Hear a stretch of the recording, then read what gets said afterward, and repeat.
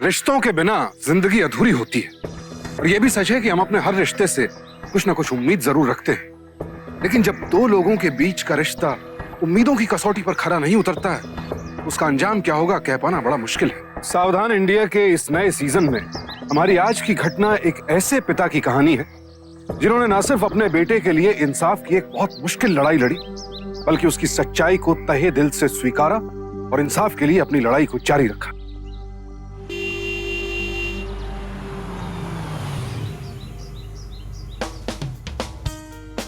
भाई, हाँ रुक रुक, आ रहा हूं मैं। क्या बात है। तो आपको आज कानपुर की याद कैसे आ गई मेरे भाई? लखनऊ आया था किसी काम से, सोचा तुझसे भी मिलता चलूं, फिर पता नहीं कब मौका मिले। अरे भाई ऐसे मत देख यार, मुंबई हो या कानपुर, ये बैचलर का कमरा तो ऐसे ही होता है ना।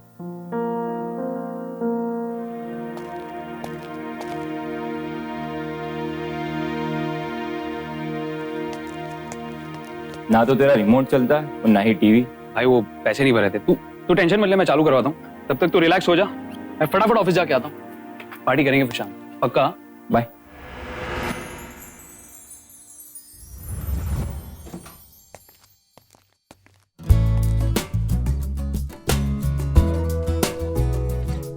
वाह भाई, तूने तो कमरे का नक्शा ही बदल दिया यार। ये सब तेरी वजह से हुआ है। ना तू ऑफिस से लेट आता और ना ही मुझे कमरा साफ करने का वक्त मिलता। सॉरी, लेकिन अभी तो पूरी शाम बाकी है ना भाई। सॉरी, 6 बजे मुझे अपने एक फ्रेंड से मिलने एक्सेल इंस्टीट्यूट जाना। मतलब तुम यहाँ पर मुझसे नहीं अपने दोस्त से मिलना है। और ये कानपुर में पढ़ने वाला स्टूडेंट तुम्हारा दोस्त कहाँ से हो गया? 5:30 बज गए, मुझे इंस्टीट्यूट जाना। चल चल चल चल जल्दी। अबे यार तेरा चक्कर भी अजीब है यार, कुछ समझ में नहीं आता मुझे। तू बार बार आता है तो नए दोस्त बना लेता है हर बार। यार जैसे तुझे दारू और खाने का शौक, हाँ वैसे ही मुझे नए दोस्त बनाने का। तो बनाओ यार, नई नई लड़कियां बनाओ, नई नई गर्लफ्रेंड बनाओ, नई नई, मतलब हमें भी कंपनी मिल जाएगी, तू समझ रहा है ना? हाँ हाँ, चल आगे से राइट ले।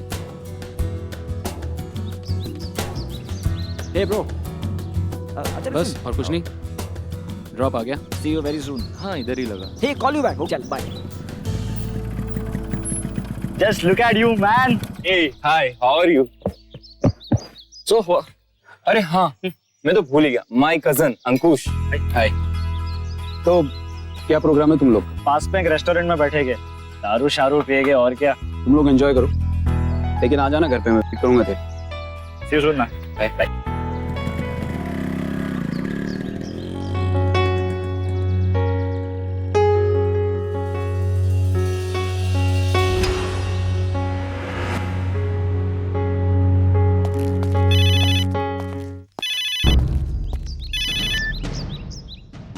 हाँ अंकुश, चाचा जी कल रात से अमित घर पर नहीं आया है। वो कल रात से नहीं लौटा है और तुम मुझे अभी फोन कर रहे हो। मुझे लगा भाई अपने दोस्त के वहाँ रोकने के लिए गया है, तो सुबह नहीं थी, आप दोपहर तक तो आ ही जाएगा वापस। वो शाम तक नहीं लौटा तो चाचा जी मैंने उसको बहुत कॉल करने की ट्राई की, लेकिन मैं कानपुर आ रहा हूँ और तुम तब तक उस दोस्त का पता लगाने की कोशिश करो।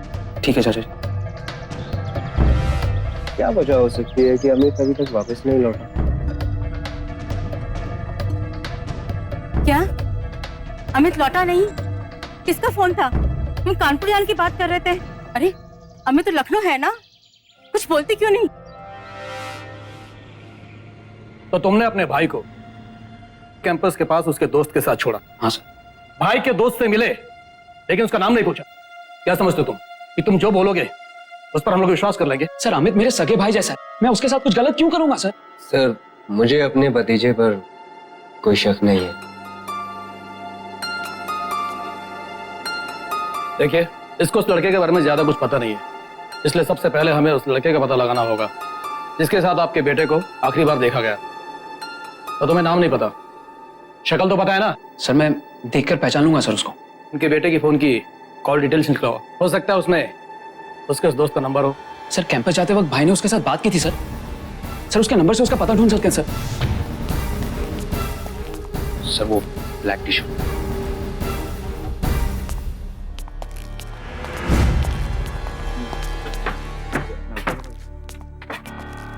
वही सैगल, अमित शर्मा को जानते हो? परसों मिलने आया था तुझसे। हाँ लेकिन परसों तेरे से मिलने के बाद गायब है वो। अरे मुझे नहीं पता, आप लोग इस तरह मुझसे। घबरा मत, चल पूछताछ के बाद छोड़ देंगे। चल। अरे अरे मेरी बात सुनिए अमित। अरे अरे कहाँ गायब किया अमित को? मैं कब से कह रहा हूँ कि अमित मुझसे मिलने के बाद कहाँ गया, मुझे नहीं पता। अब मेरा यकीन क्यों नहीं करते? यकीन कैसे कर ले? देख, तू जो भी जानता है सच सच बता दे, वरना एक कान उखाड़ने में बहुत बड़ा उस्ताद है। आई स्वेयर, मैं सच कह रहा हूँ कि मैं अमित से 6 बजे मिला, फिर पास की मूनलाइट रेस्टोरेंट में गए और फिर वहाँ 8 बजे तक हमने खाया पिया और उसके बाद यार मजा आ गया यार, सच में थैंक्स सो मच यार। एनी टाइम यार। यार चलता हूँ वरना लेट हो जाऊंगा। अरे मुझे भी 8:30 के बाद हॉस्टल में एंट्री नहीं मिलेगी। ओके चल ठीक है, बाय बाय। अमित चला गया और फिर मैं 8:15 बजे तक हॉस्टल वापस आ गया। आप चाहे तो सिक्योरिटी को भी पूछ सकते हैं। तो अमित को कैसे जानता है? कब से जानता है उसे? 1 साल पहले हमारी दोस्ती नेट पे हुई थी। शुरू में हम ऐसे ही चैट करते थे और फिर अच्छे दोस्त बन गए। सर मैंने कुछ नहीं किया सर, सीरियसली। सर हमने इंस्टीट्यूट के सिक्योरिटी से पता किया, उसने बताया कि ये लड़का परसों शाम को करीब 5:45 बजे कैंपस से बाहर गया और रात को करीब 7:15 बजे वापस आया, लेकिन इसके साथ में कोई दूसरा लड़का नहीं था। मैंने मूनलाइट रेस्टोरेंट के वेटर से पूछताछ की। कुछ बताया उसने? सर वो बताया कि 2 लड़के थे और 8 बजे के करीब खा पी कर चले गए। देखो, फिलहाल तो तुम जा सकते हो, लेकिन दोबारा तुमसे कुछ पूछताछ करनी हुई तो? अरे सर, आप बुलाएंगे तब मैं आ जाऊंगा। After all Amit is my good friend. और मैं खुद हैरान हूं कि अमित गायब कैसे हो सकता है। सर जाओ। जाओ।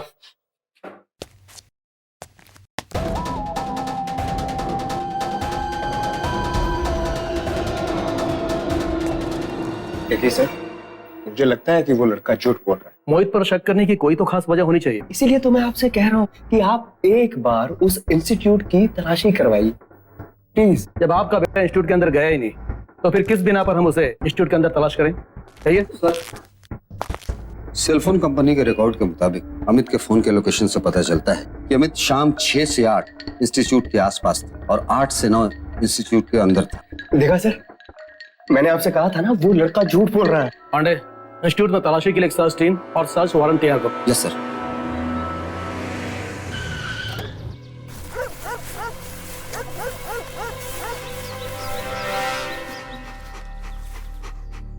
सर यहाँ पे हड्डी मिले। हड्डी? सर किसी आदमी की हड्डी? ऐसा लगता है लाश को टुकड़े में काट कर किसी एसिड या केमिकल जैसी चीज से गला दिया गया। जिसने भी किया है उसने सिर्फ लाश को गायब नहीं किया, बल्कि हड्डी को भी इंस्टीट्यूट के जंगल में गाड़ दिया, ताकि कभी किसी को कुछ पता न चल सके।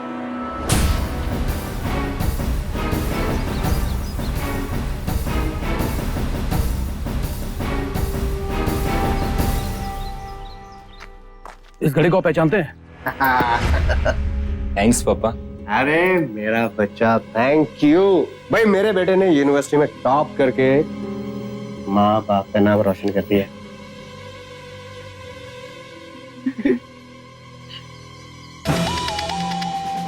सर इस घड़ी में तो 2:15 का टाइम। इसका मतलब है अमित सिर्फ रात से 8 के 9 के बीच में ही नहीं, बल्कि सुबह के 2:15 बजे भी इंस्टीट्यूट में ही था। सबसे पहले हमें ये पता करना होगा कि ये हड्डियां अमित की हैं या किसी और की। तुम एक काम करो, हड्डियों को डीएनए रिपोर्ट के लिए भिजवाओ। सारी हड्डियों को उठाओ। तब तक हम लोग उस मोहित से सच गुलवाएंगे। सेलफोन के रिकॉर्ड के मुताबिक अमित शाम 8 बजे से 9 बजे तक इंस्टीट्यूट के भीतर था और ये रिकॉर्ड गलत नहीं हो सकता, जिसका मतलब है तू झूठ बोल रहा है। नहीं सर, मैं झूठ नहीं बोल रहा। तो फिर अमित की घड़ी इंस्टीट्यूट के भीतर कैसे मिली, जिसके मुताबिक 2:15 बजे भी वो इंस्टीट्यूट के भीतर था? बोल सच क्या है? इसके बारे में मुझे कुछ नहीं पता, मैं सच कह रहा हूँ। अमित से मैं बाहर ही मिला था, उसे 8 बजे छोड़कर 8:15 तक मैं हॉस्टल वापस चला गया था। तो मेरा करियर चौपट हो जाएगा। ऐसा नहीं, मेरी बात सुनो।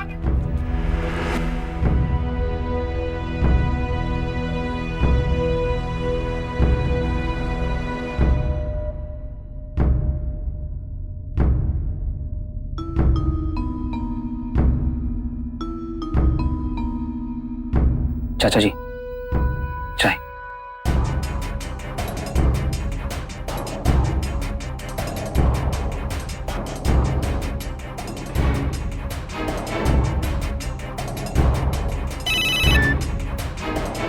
जी श्रीवास्तव जी, मैं अगले हफ्ते मुंबई पहुंच जाऊंगा। आपको तो पता ही है कि हम लोग किस प्रॉब्लम से गुजर रहे हैं। प्लीज आप मेरी लीव कैंसिल मत कीजिए। सर मैं थर्सडे तक ऑफिस ज्वाइन कर लूंगा। चाचा जी, मैं आपको पुलिस स्टेशन तक छोड़ देता हूँ। शर्मा जी, हैदराबाद की फॉरेंसिक और फिंगरप्रिंट डिपार्टमेंट की रिपोर्ट आ चुकी है।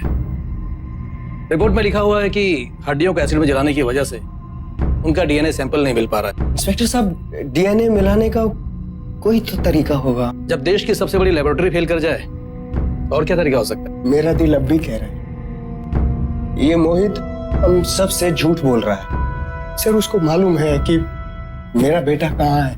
मोहित पर शक तो हमें भी है, लेकिन सवाल ये उठता है कि मोहित अमित को गायब क्यों करेगा, जबकि वो दोनों एक दूसरे के अच्छे दोस्त हैं।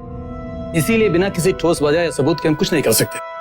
सर, जिस इलाके में शर्मा जी का भतीजा रहता है, अब उसी इलाके के पुलिस स्टेशन में इस केस को ट्रांसफर करने का ऑर्डर पास हुआ है।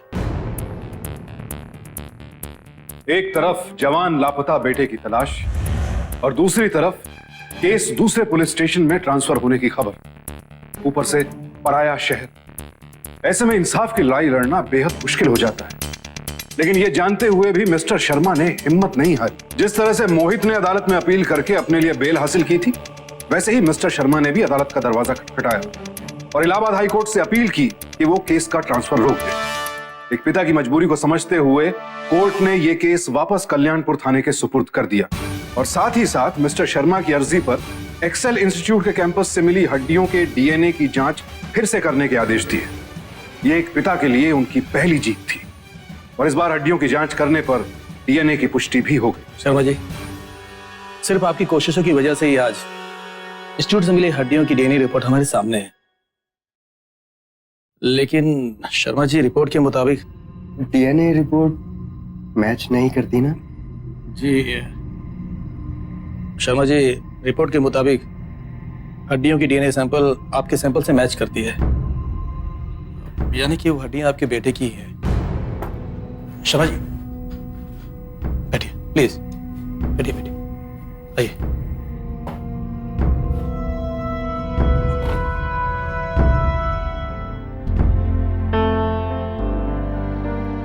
हम आपके बेटे के कातिलों को पकड़ने की पूरी कोशिश करेंगे। एक बार कत्ल के पीछे का मकसद हमें पता चल जाए तो कातिलों तक पहुंचने का सुराग अपने आप मिल जाएगा। शर्मा जी, आपके बेटे के अंतिम अवशेष को हमने मंगा लिया है।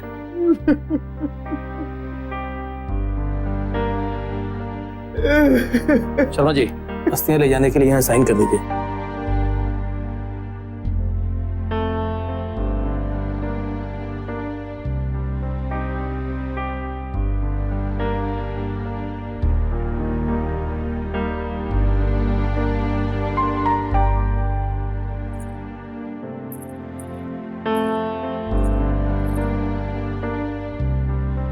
अब मुझे यहाँ और नहीं रुकना, जहाँ मेरे बेटे को इतनी बेदर्दी से मार डाला गया। किसका क्या बिगाड़ा था उसने?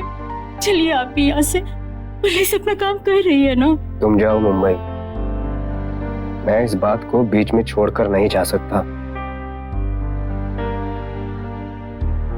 जब तक हमारे बेटे को इंसाफ नहीं मिल जाता, मैं चुप नहीं बैठूंगा।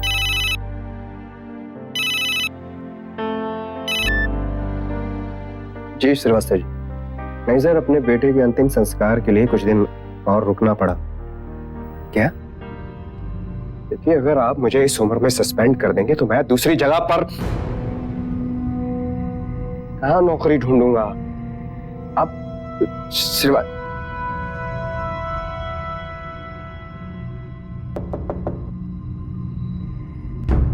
कुछ पता चला आप लोग को हमारे बेटे को किसने मारा? जी नहीं, मैं आप लोगों को ये बताने आया हूँ कि पहले तो पुलिस स्टेशन से इस केस को ट्रांसफर करने की कोशिश की गई और अब मुझे इस केस से ट्रांसफर किया जा रहा है। लगता है डीएनए रिपोर्ट मैच होने के बाद कोई है जो नहीं चाहता कि हम आपके बेटे के कातिलों तक पहुंचे। अपनी नौकरी, अपना सब कुछ खोना पड़े तो भी मैं अपने बेटे को इंसाफ दिलवा कर रहूंगा। मिस्टर शर्मा हारने वालों में से नहीं थे। उन्होंने एक बार फिर से अदालत का दरवाजा खटखटाया और केस की जांच सीबीआई को सौंपे जाने की मांग की। अदालत ने उनकी अर्जी को मंजूरी देते हुए ये केस सीबीआई के सुपुर्द कर दिया। अब सीबीआई ने इस केस में एक नए सिरे से इन्वेस्टिगेशन शुरू किया और तब एक चौंकाने वाली सच्चाई सामने आई। सर आपने कहा था कि आपको कुछ जरूरी बात करनी है। जी हाँ मिस्टर शर्मा, पुलिस रिकॉर्ड के मुताबिक अमित और मोहित की दोस्ती इंटरनेट पर हुई थी, इसलिए हमने हॉलैंड की एक नेटवर्किंग वेबसाइट से दोनों के चैट रिकॉर्ड्स निकलवाए। वो दोनों एक गे इंटरनेट वेबसाइट पर मिले थे। इसका मतलब है कि दोनों के बीच समलैंगिक रिश्ता था।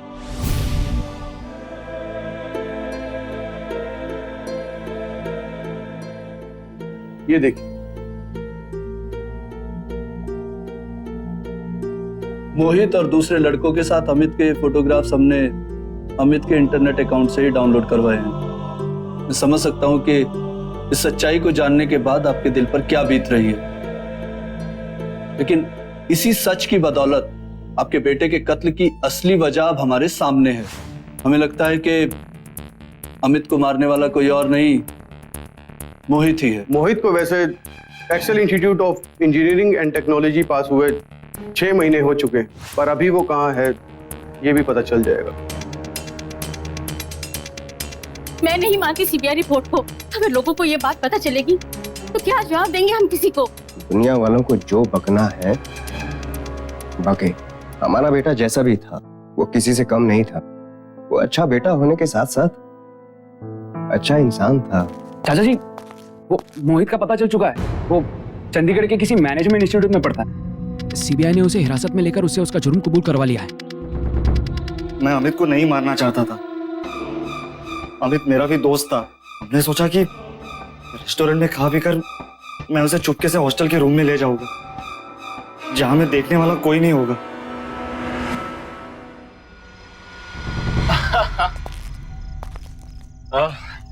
अच्छा सुन ना, 8 बजे क्या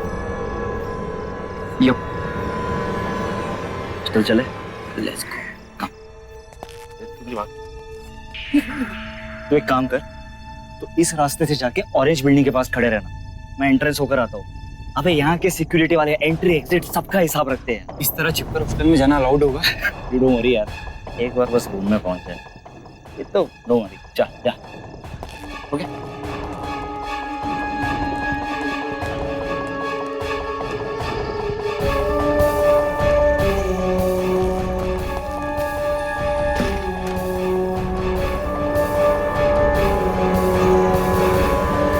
अब हमें कोई डिस्टर्ब नहीं करेगा। या come here.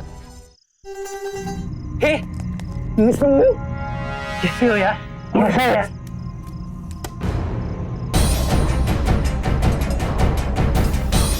Hi, I am Savi and you are?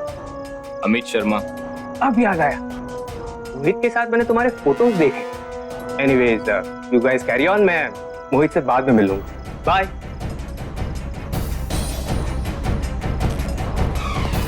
क्या कर रहा है यार?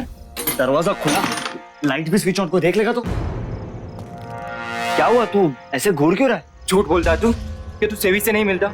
वो यहाँ तुझसे मिलने आया था। मेरी बात सुन, मेरे और सेवी। Don't touch me. अबे अबे अबे झूठ बोलता है साले। हमारे बीच में ऐसा कुछ नहीं है।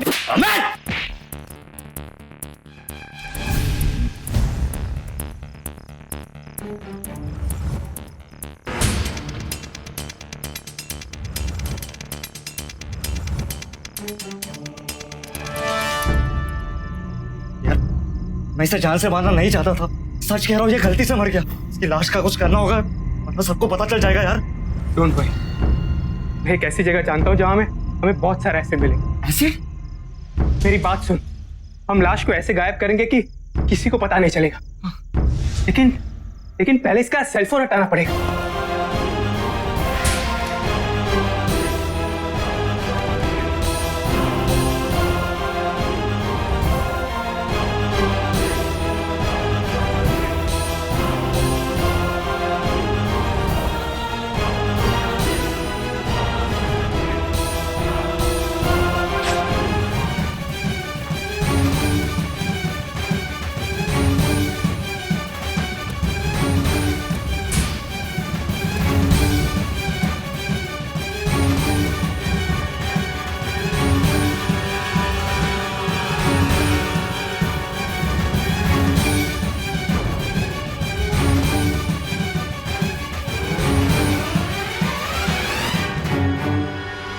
लेके जाओ इसको।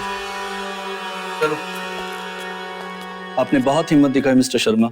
अगर हर माँ बाप आप जैसा हो तो उनके बच्चे जिंदगी की हर कठिनाई का सामना कर सकते हैं। आज की घटना हमें इस बात से सावधान करती है कि कुदरत ने हमें जैसा भी बनाया है, अपनी पसंद, अपनी अलग पहचान, ये बातें घर वालों से ना छुपाएं। उन्हें बुरा लगे इससे ज्यादा जरूरी है कि आपको डर डर के ना जीना पड़े। और हाँ, इंटरनेट पर अनजान लोगों से दोस्ती करते वक्त खास सावधानी बरतें। और आपके संगी साथी यार दोस्त कौन है, ये बात घर वालों से मत छिपाइए। सावधान इंडिया की टीम मिस्टर शर्मा के हौसले को सलाम करती है। कल आपसे फिर मुलाकात होगी एक और कहानी के साथ, एक और ऐसी सत्य घटना के साथ जब हम में से ही किसी एक के हौसले ने अपराधियों को शिकस्त दी। सावधान इंडिया, इंडिया फाइट्स बैक। तो सावधान